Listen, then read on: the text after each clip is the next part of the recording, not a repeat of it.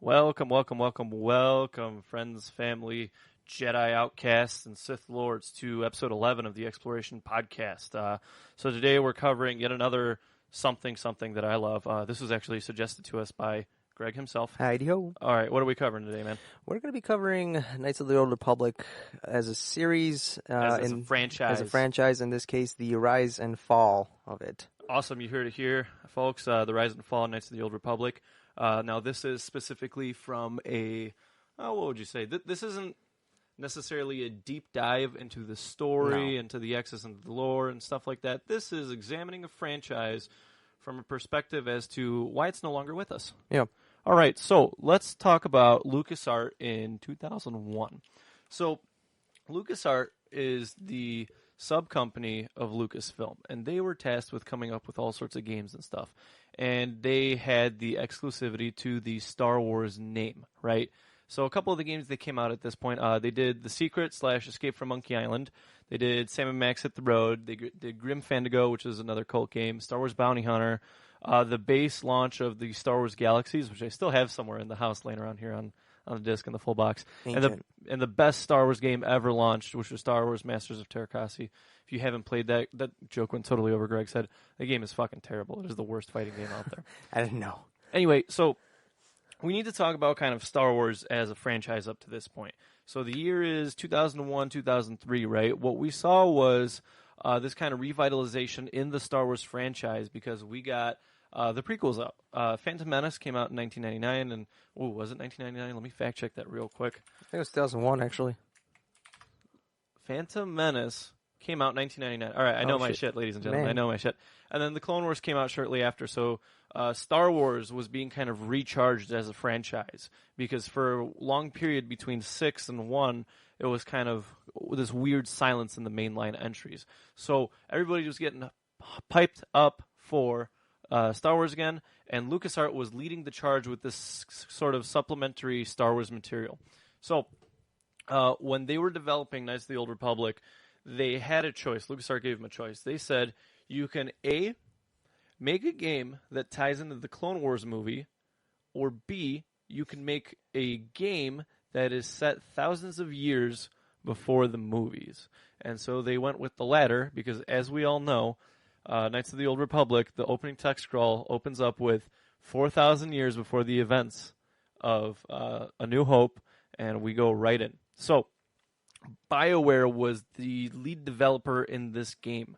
Man, this was one of their gold hits in my opinion, and they really did a lot of good stuff. So they did KotOR 1, they didn't touch KotOR 2, but let's talk to release figures and stuff like that. So the general reception of KotOR 1 was great. People loved the game, and people still love it to this day. So it sold 250,000 copies in the first 4 days, which at that time made it the best-selling Xbox game. Obviously, it would be showed up by things like Halo 2 and everything down the line, but still, though, for 2003, a Star Wars game on the Xbox, it was the best-selling game at the time.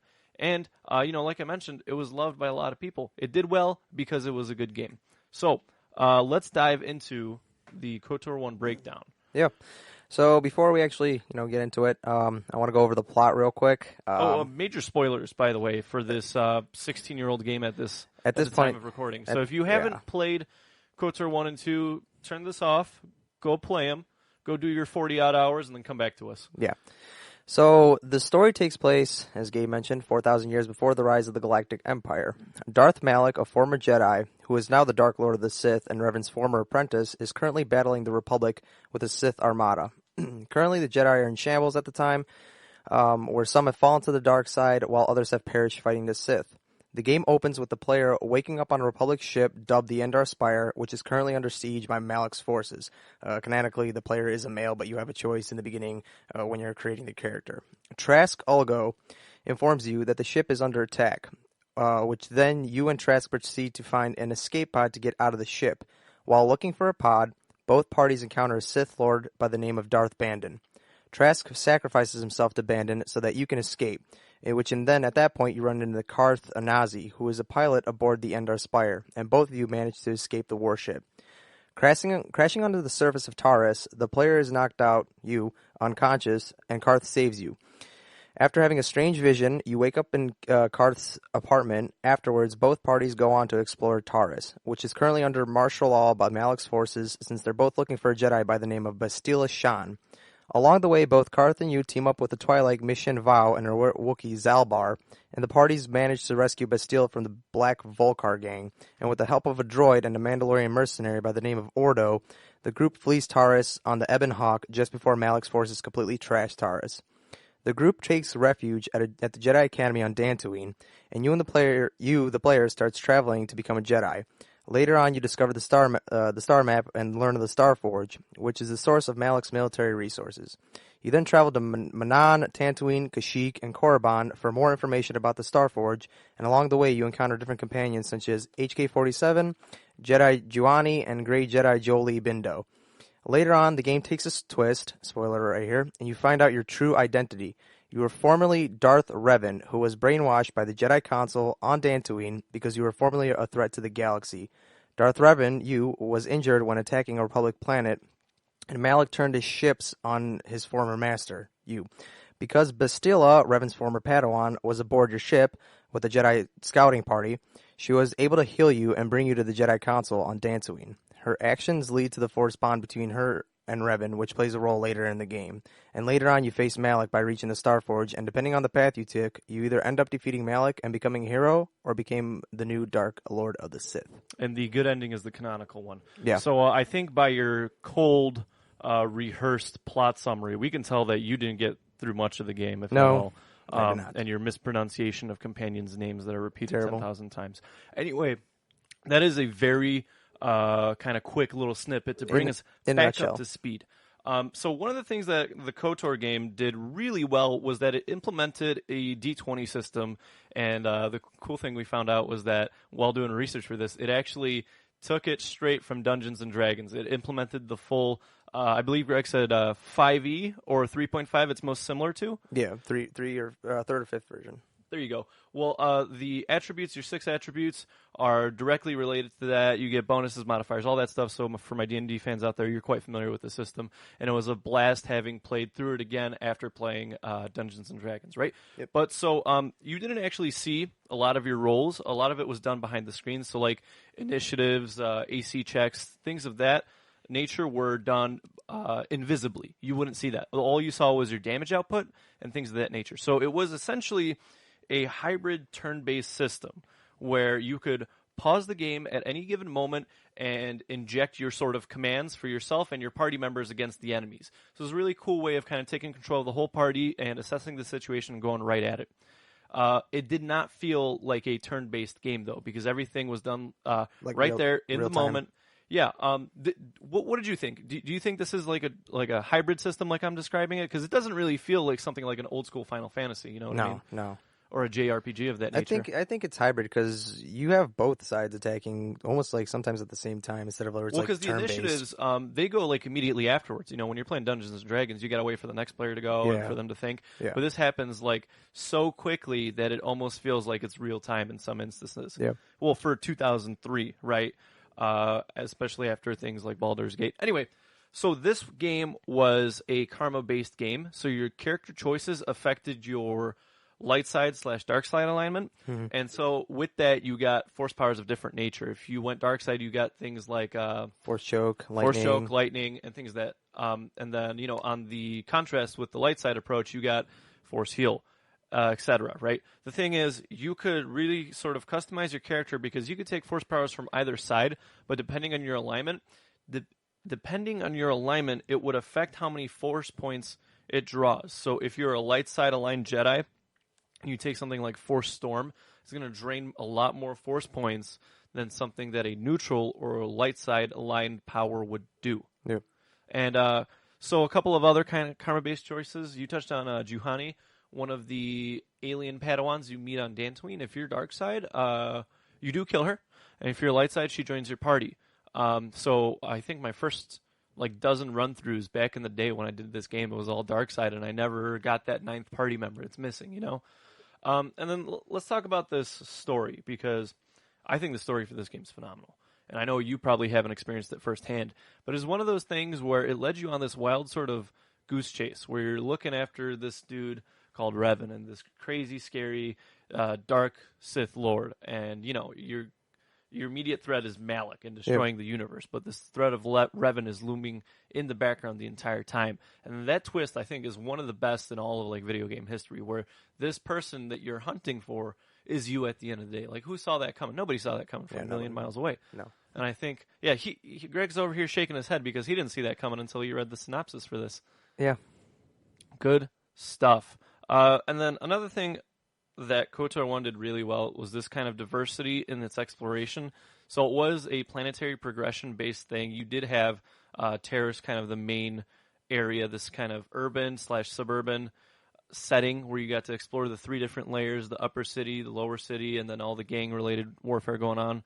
Below that, you got Dantooine, which was this kind of peaceful plain world. You got Manan, which was essentially a massive city on an ocean planet, and you get to explore the oceanic depths of it. You got Korriban, which was a desert with tombs, and the Sith planet, right? Yep. You got Tatooine, which needs no explanation, and Kashyyyk, the home of the Wookiees, and endgame locations, which I'm not going to get into, but it provided this really diverse range of areas to explore and things to experience, and each planet had a really good fucking storyline. And I think we look at this game as a whole and say, wow, like KotOR was really good. But like when you really start to nitpick all the fine little details, at the end of the day, it is kind of a go here and find this thing. But each planet had such a good story and such good interactions with yourself and party characters that it didn't feel like a hunt mission or like go here and find this. It didn't feel like a fetch quest. You know what I mean? Yeah. It really felt like each planet was alive in each sort of way, and they all had their own drama and they all had their own shit going on and stuff like that. Yeah. For the time I actually played this game, all of it an hour. It's been like about 5 hours. I do explore. For the time I played this game, the planets, like, they do a really good job with it. It kind of provides this atmosphere, and it throws you into like what the Star Wars universe can actually like be. Sometimes I just end up looking around at the environments. Granted, it is an 03 game, so the graphics to this day are pretty, meh. Yeah, meh. But at that time, like, if I would have played in 03, it probably would have blown my mind. I probably would have been spending more time looking into the planets and all the like little nitpick details. Absolutely. It looks phenomenal. Did a really good job. I think that's kind of a testament to graphics don't make a game, because I do a yearly playthrough of this. This is one of the games I do a yearly playthrough of, and you actually kick-started my journey back into my yearly playthrough. I was going to wait till like mid-December, but we're here now. Anyway, so that was kind of KotOR 1 in a nutshell, right? And then what LucasArts saw was they saw that people ate this shit up. People loved KotOR 1. It was a banger. It was a mass hit. It was one of the best ways to experience Star Wars outside of the movies. We'll get into that talk later, though. Yeah. So they said, we need to pump out another one. And so Knights of the Old Republic 2, The Sith Lords, was cranked out a little over a year later. And this is when things start to get shaky. So first and foremost, BioWare was not on this project. Obsidian was. And that's not an issue. Obsidian did what they had to do on a rush schedule and on a kind of fixed time limit. So I want to talk about some of the improvements that this game brought, because KotOR 1 is a classic, and KotOR 2 has mixed reviews, depending on who you ask. So one of my favorite kind of improvements that they added was influence points on your party members, essentially NPCs, right? So depending on the situation and your actions and what you reply with, you can gain influence or lose influence with your 9 party members. And so why is this important? Well, first and foremost, these influence points unlock different character route options, right? So one of the things is you can multi-class once you have enough influence points with Kreia, which was fucking phenomenal. I like Shadow Brick when I found that out, because back in, this game launched in 2004, there weren't all these crazy sort of in-depth guides for that first year and a half that this game was out. It was kind of trial and error.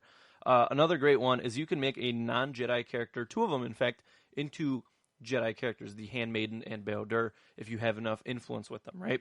And gaining more influence points unlocks more paths. Losing influence points kind of shuts down doors. And it's all dependent on your particular playthrough, because you eliminate the need from, your basic light-dark alignment into, well, shit, I'll get a dark side point but gain influence with this. So everything is kind of in this gray zone. And I'll touch on the gray zone in a little bit here. But they added more force powers, which is always a fucking great thing. You got things like Force Crush, and Battle Meditation, which were two kind of picks depending on which way you progress the story. You got one of those two. Control Beast was another kind of cool addition to it. You could brainwash an animal into fighting for you. And then you got companions based on alignment. So if you did a light side playthrough, you got a bounty hunter by the name of Mira. And if you did a dark side playthrough, you got a Wookiee by the name of Hanhar. And those two stories are intertwined, those two character stories. And like I said, Force Crush, you got if you decided to slay the Jedi Council, either based on your planetary progression, so you could kill the individual masters there, or slay them all when they gather around the ruins of Dantooine. And if you decided to quote-unquote try and save them, right, you got Battle Meditation. So this game had a really grossly rushed development cycle because, like I said, LucasArts saw that this KotOR series was a moneymaker and they wanted to get it out as soon as possible, right? But KotOR 2, big changes. We got a much darker story. I don't know how much you know about KotOR 2. Not that much. Not that much. Not okay. that much. KotOR 2, story-wise, is, at the end of the day, unfinished. But it explores so many damn good philosophical themes and questionable actions throughout the storyline itself that you really gain sort of this introspective on the world that they craft and kind of the world that you're in, right? One of the prime examples that I liked the most was that you're on this planet called Nar Shaddaa. It's essentially like the much shittier underground world of Las Vegas, right? It's bounty hunters, drug lords, smugglers, all that stuff, right? Didn't the Hutts have influence in there Yeah, too? the Hutts had a lot of influence on Nar Shaddaa, right? Yeah. But one of the first kind of interactions you get is after you land your craft, the Ebon Hawk, you get off the ship and you kind of explore for a bit, and the beggar comes up to you asking for money, right? And so you can scare him away and say, fuck off, I'm not giving you money. Or you can give him a couple credits, right? And so you give him the credits, and then you see through the Force, and you kind of follow him into the next kind of, couple 100 feet, and he gets mugged. And they beat the fuck out of him and take his money, right? And then if you don't give him the credits, they still beat the fuck out of him, right? And so you get probably my favorite quote from the Star Wars universe from Kreia, which is, apathy is death. If you don't do anything, it's still death, blah, blah, blah. But you kind of had, there's no happy ending to this scenario. Right. And like I said, Jolie Bindo from KotOR 1 was a great example of a gray Jedi. He didn't really give a shit about the Jedi or the Sith. He says so in the campaign when you kind of get to know him a little bit, where he says they're just labels at the end of the day. I do what's right for me, And again, I'm not going to get too super deep on this because I think we'll save that for another episode when my co-host plays the damn games. Yeah. But KotOR 2 presents the idea of a gray Jedi in its fullness, where what is Jedi, what is Sith? How can you know everything if you're blindsided or you only have one side of the story, meaning that characters like Darth Sion, Darth Nihilus, who are completely consumed by the dark side of the Force, cannot understand love or hope or things like that, but characters like Atris, who devote themselves to the light, eventually become corrupt and fall to the dark side. And it's this whole crazy thing of the pursuit of knowledge and what is wrong and what is right and labels and all this crazy shit. Yeah. And that is what kind of brought KotOR 2 to this crazy, bleak, dim, flickering light in the alley that people loved. This is why I love the game, but it was unfinished. And that ending was fucking half-assed. And there was a lot of things cut so this game could be shipped on time. And there is a restored content mod on the Steam Workshop for all those looking to explore it. Word of caution, if you install the restored content mod and you start a new game and then you uninstall restored content mod, it will delete your save, so keep that in mind if you're looking to get it. But it was rushed and it received a lot of mixed reviews. Like I said, I'm probably overselling it here because the combat system at its core is still the same. The planets are kind of hit or miss, right? Like some of them are really fucking good, other ones are pretty fucking annoying. And you revisit things like Korriban, which is a completely different setup now. You revisit Dantooine, the ruins of. And yeah, man, that's kind of what happened with KotOR 2. LucasArts said, push this out right fucking now. And the team at Obsidian and the writers and the developers and the graphics artists, they didn't have the time to carefully craft the baby that was KotOR 2. They said, get it out there. Yeah, 3 years, 2 years? They will, from between the time that KotOR 1 dropped and KotOR 2 dropped was a little bit over a year. It was 2003 and then late 2004. So they took a shell of what was KotOR 1, dumped it, and did a lot of kind of in-between work. And I think that this game could have been something great If they took the time. if they took the time. But LucasArts got greedy, and they said, KotOR's making money, let's toss it out there. Yeah. And so this leads us to Knights of the Old Republic 3. I was super excited for this game because KotOR is one of my favorite kind of game series. And I have a Game Informer around here, somewhere around the house, right? That's how kind of old we are. We have Game Informer magazines, right? You didn't find it yet? No, I haven't looked, but it had information about Knights of the Old Republic 3. And KotOR 3 was supposed to be one of the first games that you could buy for the Xbox 360. It wasn't supposed to be like a launch title per se, but it was supposed to be like early on in that gen's life cycle, if that makes sense. And so we never saw the light of day for KotOR 3 because LucasArts waited a very long time. A lot of the assets were scrapped in development, things of that nature, and then people slowly kind of lost interest in it. Yeah.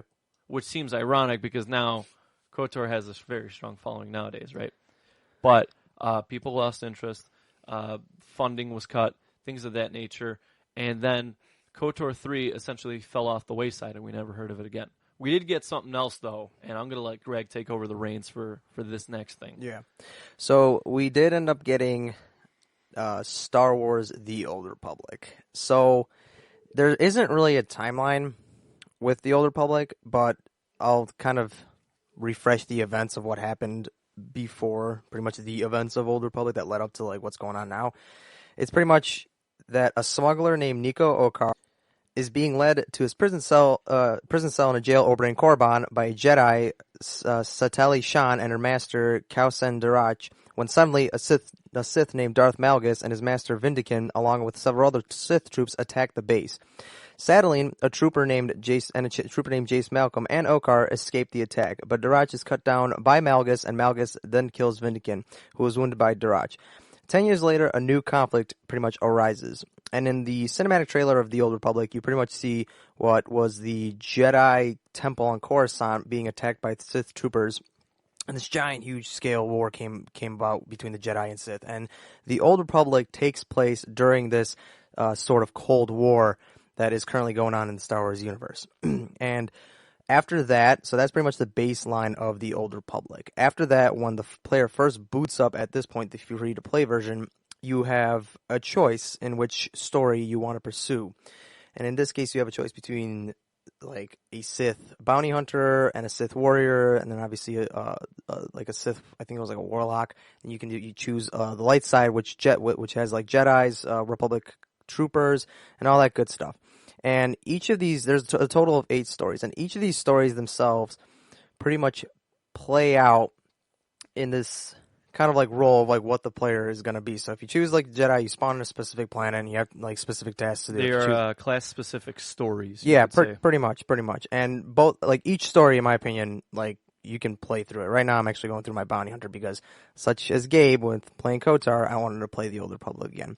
Gameplay-wise, from what I pretty much saw with the Knights of the Old Republic, the gameplay itself is still there, as well as you can have companions and whatnot, but the only thing they changed is that they pretty much made this an MMO. And in my opinion, this kind of failed as an MMO, because there's not really that much, user interaction with one another, but this is a phenomenal RPG in my opinion. Plus, there are references to KotOR themselves.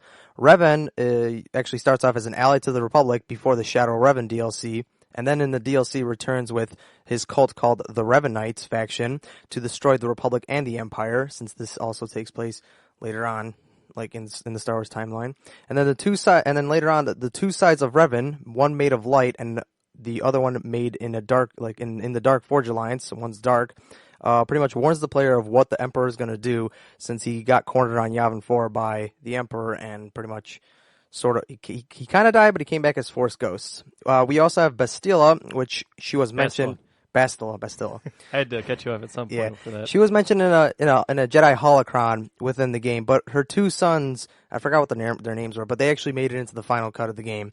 And then we actually have HK-47, the lovable comedic robot from Knights of the Old Republic. That you never met. That I never met, no, but I've heard, I browse on Reddit. But yeah, he's a lovable comedic robot, calls humans meatbags and whatnot. Yeah, he's a boss fight in this game, later on in the game.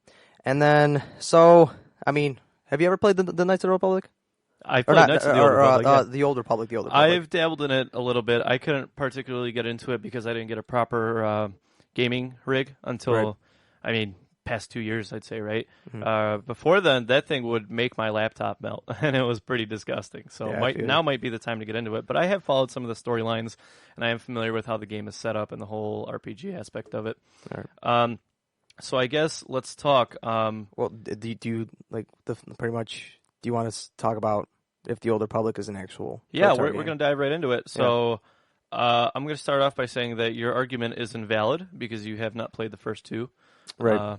So, no, kidding. But do you think this is a valid Knights of the Old Republic entry? I know it shares the same Old Republic name, and the timelines are a bit skewed, but they are in relative connection here, and we do have references from the Old Republic back to the first two entries.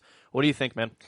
I'm kind of in the middle. It's like I want to say yes, but I feel like a lot of the core mechanics from Knights of the Republic got pretty much gutted in the Old Republic. The whole atmospheric, I guess, what is it? The planetary exploration, the kind of aesthetic is still there. The planets are fucking phenomenal, and the side quests are plenty, so you have pretty much a lot to do.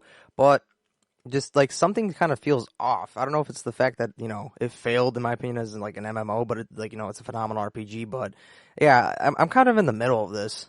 I don't want to say I want to say yeah it is, but then at the same time it's Okay, I get where you're coming from. Now you see you get this kind of weird argument from us because I haven't spent too much time with the Old Republic.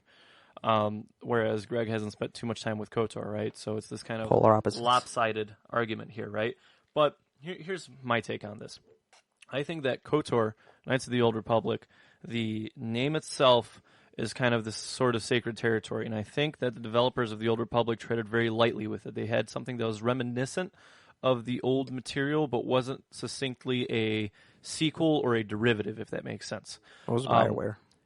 Yeah, well, yeah, but I'm saying the name Knights of the Old Republic is still different than the Old Republic, Right. I mentioned that there's references and sort of things of that, callbacks to the first two games. But KotOR is not and has not been an MMORPG. It has been a Star Wars RPG game, a single-player game where you can spend 30 to 40 hours or more, even more, just into the game where you learn all this good stuff, you play through a fucking great story, and you have this companionship with the 9 people, and you play through it, right? Right. And I think that the Old Republic did, I don't know, I don't want to call it a cash grab, because there is a lot of quality and a lot of effort put into the Old Republic. They didn't toss it out there and abandon it, right? Right. They went through various change sets and pushes and things like that, and they consistently added content throughout its life cycle, right? Right. But at the end of the day, it's not something that is Knights of the Old Republic. It's coffee flavored. It's not per se coffee. You know what I mean? Yeah. You could get coffee flavored soda. I have coffee flavored soda right now. I have coffee flavored candies, but it's not coffee. It is trying to capture the essence of coffee into another medium or format, if that makes sense. Right. And I do appreciate the callbacks. I do appreciate the references, but it is not a KotOR game in my books, and I don't think it exemplifies the qualities that a KotOR game should exemplify. Nope. That's kind of my take on it. I want to talk a little bit about the kind of KotOR legacy. Well, okay, we'll get to the first two items after the last two items, okay? Because the first two are kind of heavy hitters. What sort of influence do you think KotOR had on future titles? Because in my opinion, I think KotOR kind of raised the bar for Star Wars games, in my opinion. Especially the RPG format. I think that when KotOR came out, it had kind of this sort of after effect on all future RPG titles, The Witcher, Dragon Age, and things of that nature, where people saw what could be done with this sort of primitive technology in 2003, and they said, holy shit, we need to write a really good fucking story. Games like Mass Effect. I couldn't sit here and give you direct examples of what I'm talking about, because that would take a lot of time and research and me replaying, spending 200 plus hours going through all those games and writing my fucking dissertation on them, which frankly I don't have the time to do between work and all this stuff, right? Yeah. But I think KotOR set an example, and it kind of sent this shockwave throughout the RPG community where people said, holy shit, we need to really kind of raise the game, especially with KotOR 1, which was critically acclaimed by kind of everyone. there's no ifs, ands, or buts about it like there is with KotOR 2. Everything's an 80 or above when it comes to reviews. Absolutely, man. I've seen a lot of 90s and above, and I've seen 99s and shit like that. Yeah. What do you think, man? Do you think I have a point here? Like I can see where other RPGs kind of stemmed ideas off of KotOR, but I also feel like it kind of played a critical role in future Star Wars games as well. The combat system in KotOR at this point, like in 2003, it was would you say it's revolutionary? I wouldn't say it's revolutionary because Final Fantasy's been doing it for a while, but I think this sort of bringing it up to snuff and bringing it to kind of that fast-paced standards for those people who don't necessarily want to go through and cycle and everything. And right. It is the fine medium between live-action beat-em-up and the JRPG style of doing things, where it's that happy medium where somebody, I can't speak for myself, I'm a huge JRPG fan, but like somebody like you can go in and still enjoy it without being grossly overwhelmed by the numbers game, without being grossly overwhelmed by having to control every little minute thing. Right. But yeah, like, I feel like with that combat system, it kind of played a role in future Star Wars games to kind of amplify their own combat system, as well as with customizations with force powers and lightsabers themselves. I feel like this pretty much played a good role in, say, like The Force Unleashed, and then even the upcoming, Jedi Fallen Order. I feel like this Star Wars game pretty much laid a foundation in front so that future Star Wars games can, be like, hey, we want to be like Knights of the Republic, where we kind of have our own things, but we maximize it, to, kind of appeal to the players, or we want to have like our own universe because what was it? I think like Star Wars titles before that were pretty much all set like during the movie timelines, and then KotOR was the one. Yeah, there was a lot of tie-in games with the movies. Yeah. I think KotOR did a phenomenal job of sparking mass interest in the extended universe. Right. I mean, it was always kind of there. If you were a Star Wars fan and you needed your fix, you would at one point or another turn to the extended universe. But I think KotOR did a fucking phenomenal job of kind of injecting a mass of people into that subsidy of lore. You know what I mean? Because prior to KotOR, my only kind of Star Wars stuff was the movies. It was 4 through 6 and then 1 through 3 when they came out. But KotOR did a fucking phenomenal job of sparking my interest and my curiosity and kind of piquing it and forcing me to go through the Wikipedia and look at Star Wars Extended Universe stuff. And it did kind of kick me into the full-fledged Star Wars realm. Whereas the movies satisfied me, but they didn't deeply kind of... It scratched the surface, but you wanted to go the itch. deeper. It didn't get rid of the itch. Yeah. You know what I mean? Yeah. And I think that's where kind of KotOR came in for me. Let's talk how this whole fiasco was a downfall. You tell me from an outsider perspective, what do you think? I mean, I see that a lot of people loved KotOR 1, and then like you said, you get mixed reviews with 2, and then the Old Republic, at least in my opinion, because I played Old Republic the most out of KotOR 1 and 2 for sure. The Old Republic, in my opinion, was actually a decent game. They had a rocky launch, but it was a decent game. I would see this actually as a sort of... What is your unbiased opinion on this matter? Because we are both Star Wars fans, and I think it's easy to say that, Star Wars is great, blah, blah, blah. Right. Or we could take the Star Wars was great, right? But on your unbiased opinion, man, what do you think? These are two games. One is 16 years old, and the other one is 15 years old at this point. And I think they have a relatively strong community behind them. I think people still regard Darth Revan and Darth Traya as, like, two of the most badass Force users. And Darth Nihilus, yeah. like Revan's fucking everywhere. You know about Darth Nihilus, and you haven't even played 2. Yeah. You know what I mean? So what is your unbiased opinion, man? Because Star Wars fans, we all have our fucking opinion, right? Yeah.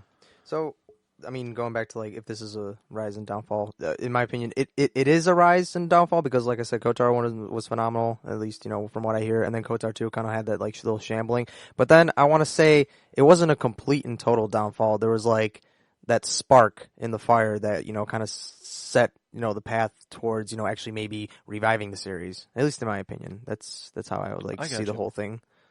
I think this is kind of a prime example, and, man, I don't know what it is.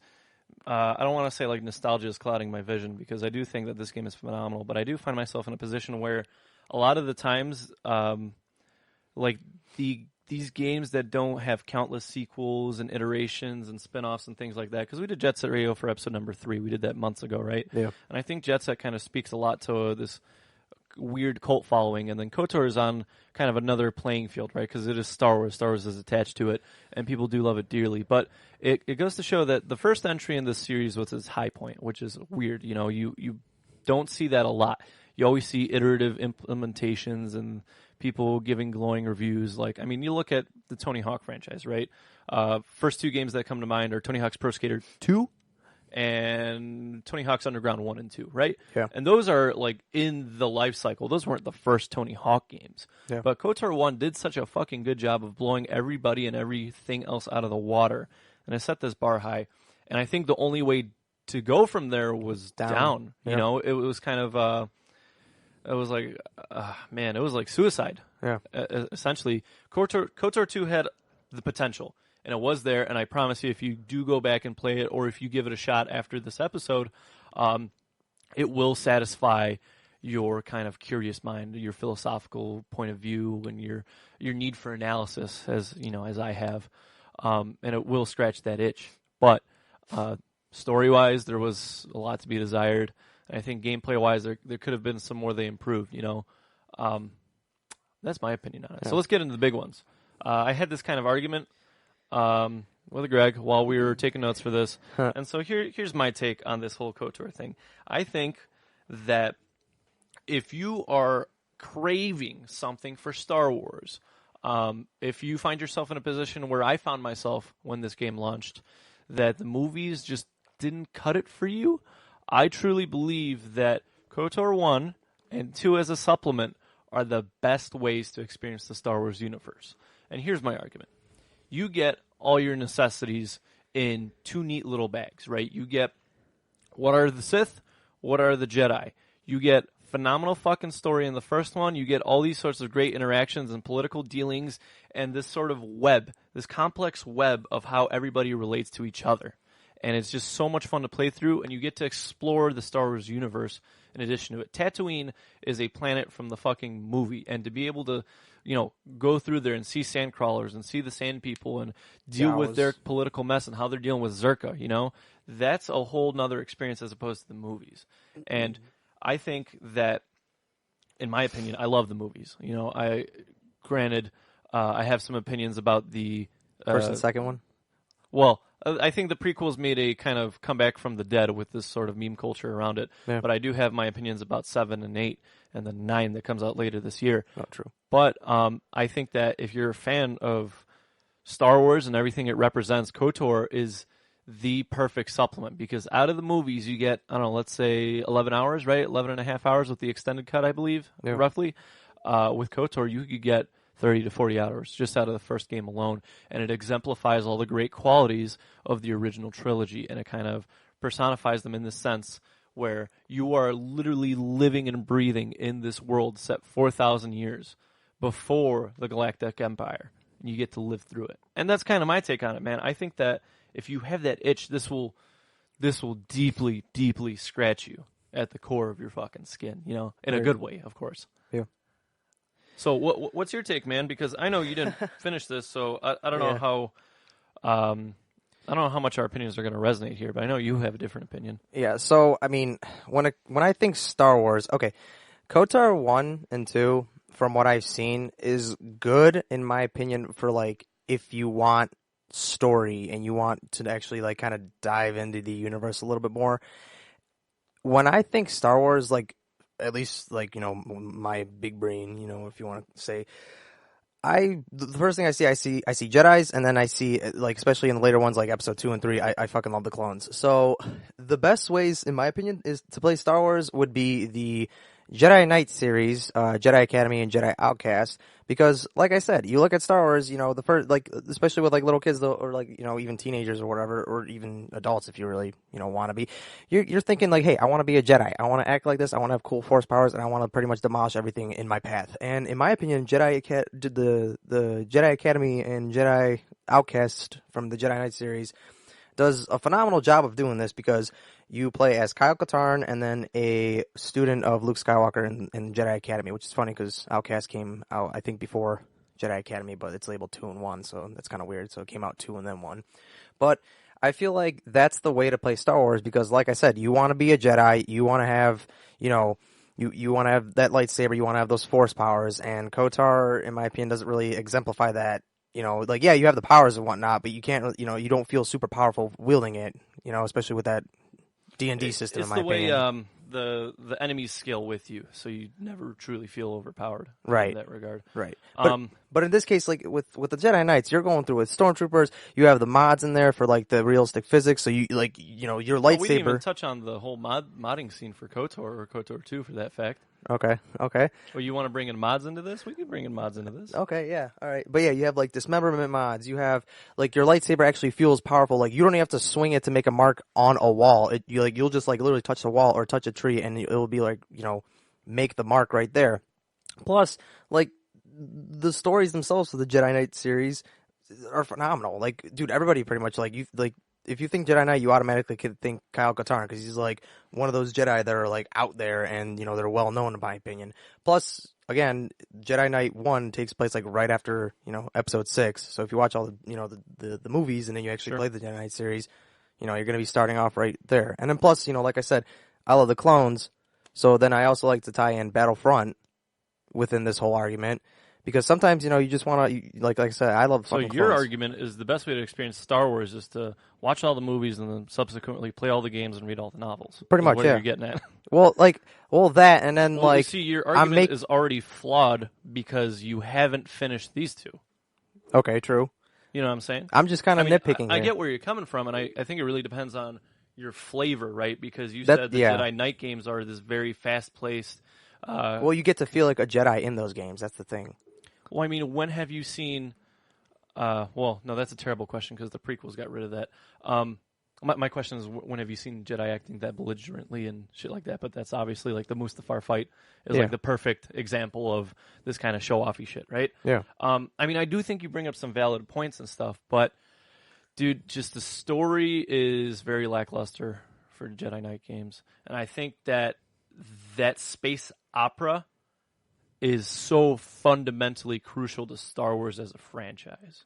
And we've seen it fall off the wayside with subsequent movie entries and game entries, blah, blah, blah, right? But I guess, I think we're speaking from experience. I'm sure if I spent a lot more time, I played the fuck out of the OG Battlefront 2, or Battlefront 2. I always get Battlefront Battlefield confused. No, you're good. I played the fuck out of it. I still know the infinite health cheat code by heart. Oh, yeah, and it was infinite up, ammo? up. It was up, left, down, right, up, left, right.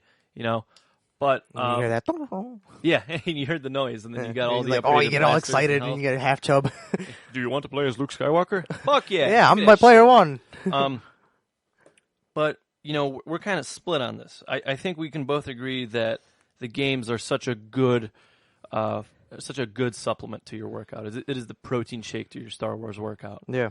And I don't know. I don't know if we'll be able to ever reach a conclusion. I think it's just like you said. It depends on your flavor. Like if you want to go lore wise, or like a good story, play KotOR. If you want to feel like a pretty much badass Jedi, you have ADHD, God damn it. If you want to feel like a badass Jedi, play Knights of the Old Academy. If you're like me, Knights of the Old Academy, yeah, it's a fusion between the two.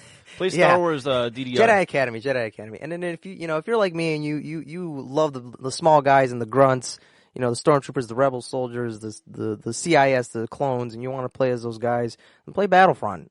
I want to revisit this argument when you finish KotOR, at least one. Okay. And then like I said, I do want to do a very grossly deep dive analyzing every little corner of KotOR and KotOR 2 down to the bit, all the ones and zeros, right? Okay. But, where was I going with this? I'd like to reanalyze this argument once you've played both, but you haven't even finished Season 1 of JoJo's, so we can't sort of count on you committing to anything, right? Let's get into the fun facts. I like to end off on a bright little note. You dug up most of these, man. You found a good chunk of these. Yeah, a couple of them. And I have fun facts and I have development tidbits from the KotOR one. So we'll dive right into fun facts. Revan was actually supposed to make it alongside Darth Bane in the Clone Wars TV series in an episode called Ghost of Mortis, but George Lucas kind of scrapped the idea because he didn't like the idea of Sith becoming Force ghosts. Albeit Darth Bane in that episode did show up, which I thought was like kind of cool. Seeing that like a damn kids show actually like make a nice little reference to the KotOR series. One of the cooler things I found was that the Selkath race, which first appeared in KotOR, is now canon. Yep, they are they're like the weird platypus inhabitants looking of things. Manan. Yep. Yeah. So yeah, weird I thought stingray folks. Yeah. And then Darth Treya, are you familiar with her? Are you fucking kidding me? Yeah. She makes a appearance in the Sith Temple in the Star Wars Rebels. This dude. Man, I'm just saying, man. Yeah, she makes an appearance in the Star Wars series show, the series Rebels, which is like the newer series for the kids. So I think it's kind of cool. Yeah. And then I'm sorry. Go ahead. You want me to touch base with the development tidbits? Yeah, man. Talk to me. You mentioned why they chose Xbox as Yeah, opposed to PS2. So with Xbox and PC, that was chosen over Sony and Nintendo's consoles due to the development team. Like, they were more familiar with the Xbox hardware, as well as BioWare already pretty much developing for the PC. They felt the need that, like, hey, this is more easier to work with. We already kind of know what it's with, you know, what we can do with it. We're not really so sure. We know the tools. Yeah, pretty much. KotOR was, I think, wasn't it also Xbox's first RPG that came out that year? Oh, maybe that year. Yeah, it had a mid-year release of July. Yeah. I can't. What's the word here? I can't guarantee that, but it does sound about right. Mm-hmm. They did do Baldur's Gate, and I know they had an Xbox release, so it was not the first. It was one of the first. Sure. They came out there. So yeah, the developers had a problem with how much graphical detail to provide due to the already lush environments and characters, and pretty much made it unpredictable on how well the game would run on the the Xbox console. And then I don't know if you were there for like the first initial launch of KotOR, but I guess PC originally had one more like explorable environment and as well as more characters to interact with and weapons and items. But then these changes came later on as a form of DLC to Xbox. Yeah, because of Xbox Live. This was kind of cool. The KotOR script contains KotOR in general contains 300 different characters and 15,000 lines of speech. One complete copy of the Knights of the Old Republic script can fill up 10 5-inch binders, which the voice department manager, Darag O'Farrell, actually stated. And then a game the size of the Knights of the Old Republic would typically take 7 weeks to record, 2 weeks of recording all day and all night, which LucasArts was able to record all the voices within 5 weeks. 10th of the script was written in Huddish, right? Huddish? Huddish, yeah. 10th of the script was written in Huddish, while the rest of it was written in Galactic Basic. And then with the score, are you a fan of the OST? Jeremy Soule was actually unable to write a full orchestral score for Knights of the Old Republic due to technical limitations. He stated at the time we only had 8 megabit per second MIDI system, which was state of the art at the time, but he pretty much had to fool the people into thinking they were hearing a full orchestra. He was only able to do like drums and then maybe woodwind and something else at the time. He wasn't able to actually like simulate a full orchestra for the game. Awesome. If I'm not mistaken, Jeremy Soule also did Morrowind? I think so. He did a bunch of video game soundtracks. I know that for a fact. I want to say he did Morrowind and Oblivion. He's a well-known composer at least in the video game industry. Awesome. He's done some cool stuff. But yeah, that's like the little fun fact hour. Oh, he did a couple of the Baldur's Gates as well, and he did the first 2 Harry Potter movies, Morrowind, SOCOM U.S. Navy SEAL, Star Wars Bounty Hunter. Game. Ooh, SOCOM. Yeah, there's a lot of stuff this man did. Warhammer 40K, Dawn of War. Nice. Good stuff. And he did Oblivion as well. Yes, I was correct on that. Yep. Metal Gear Solid Peace Walker, Guild Wars 2, Skyrim, Dawn Guard. Okay, so yeah, Jeremy Soule did a lot of things. I know he did a whole bunch of shit I enjoyed, but good stuff. You got any closing comments, questions, or concerns, my friend? Honestly, with the love and care that came into the first game, I'm actually kind of excited to play it now, because reading up on these fun facts and whatnot. Well, I mean, the twist is kind of ruined for you, right? But I think it's. I think a lot of it is how we get there. Yeah. Not supposedly the twist. Yeah. Are you going to commit right now and say you're going to finish at least the first game? Let me wrap up this Bounty Hunter playthrough of the Old Republic, and then I'll start. Yeah, we'll see about that. We have a recorded Tokyo Ghoul special episode that we're probably going to release one of these days. Yeah. When I watch the first 2 seasons, and I want to do a follow-up to that. This is first season only. Yeah, that was first season only, and I am really close to finishing it, so we're going to drop that relatively soon. And we do have some more Lightning lore coming at you. Good stuff, sir. So that was episode 11, KotOR Rise and Fall. Be sure to check us out on Twitter, Facebook. We are using Podbean. We are also on YouTube. Anything I'm forgetting, sir? Instagram. Instagram, yes. I forget we have one. You don't forget about that. Good stuff. Yeah. So, you know what we do? We keep the lore and exploration, and we feed it to you. Have a great day, folks. Thank you, everybody.